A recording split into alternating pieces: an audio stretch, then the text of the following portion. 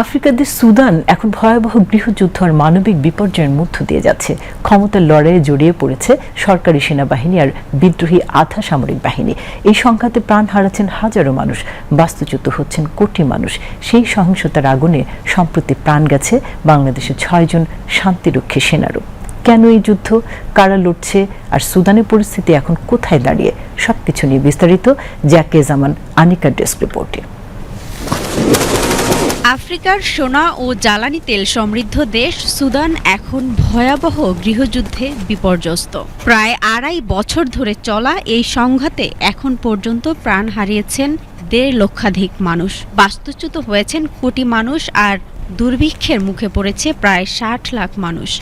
সম্প্রতি সুদানের কোর্দোফান অঞ্চলে এক সামরিক ঘাঁটিতে সন্ত্রাসী হামলায় নিহত হয়েছেন বাংলাদেশের 6 জন শান্তিরক্ষী সেনা সদস্য, আহত হয়েছেন আরও 8 জন। এই ঘটনায় নতুন করে আলোচনায় এনেছে সুদানের চলমান সংকট।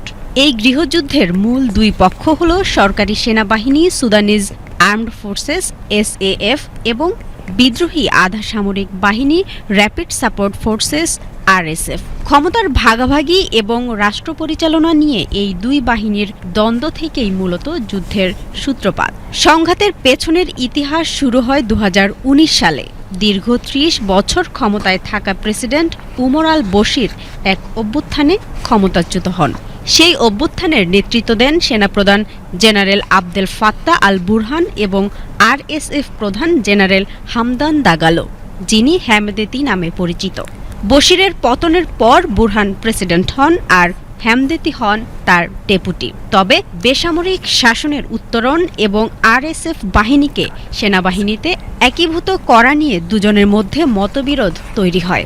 এরই জেরে শুরু হয় ক্ষমতার দ্বন্দ্ব। 2023 সালের 15 এপ্রিল রাজধানী খার্তুমে গোলাগুলির মধ্য দিয়ে শুরু হয় সর্বশেষ গৃহযুদ্ধ। এরপর দ্রুত দেশ জুড়ে ছড়িয়ে পড়ে সহিংসতা। বর্তমানে RSF দারফুরের প্রায় পুরো অঞ্চল দখলে নিয়েছে এবং কোর্দোফানে ড্রোন হামলা চালাচ্ছে। অন্যদিকে বুরহানের নেতৃত্বাধীন সেনাবাহিনী উত্তর ও পূর্ব সুদানের বড় অংশ নিয়ন্ত্রণ করছে। এদিকে বুরহান সরকারকে জাতিসংঘ সুদানের বৈধ সরকার হিসেবে স্বীকৃতি দিয়েছে। জাতিসংঘ বলছে এই মুহূর্তে সুদান বিশ্বের সবচেয়ে ভয়াবহ মানবিক সংকটের মধ্যে রয়েছে। খাদ্য, চিকিৎসা আর নিরাপত্তাহীনতায় ধ্বংস হয়ে যাচ্ছে লাখো মানুষের জীবন। বিশেষজ্ঞদের আশঙ্কা, চলমান সংঘাত অব্যাহত থাকলে সুদান আবারও বিভক্ত হতে পারে, যেমনটা হয়েছিল 2011 সালে দক্ষিণ সুদান আলাদা হওয়ার সময়। তারা বলছেন যুদ্ধ নয়, শান্তিই পারে সুদানের দীর্ঘদিনের দুর্ভোগের অবসান ঘটাতে। তবে সেই শান্তির পথ এখনো বহুদূর। জাকিয়া জামান আনিকা, BTV নিউজ।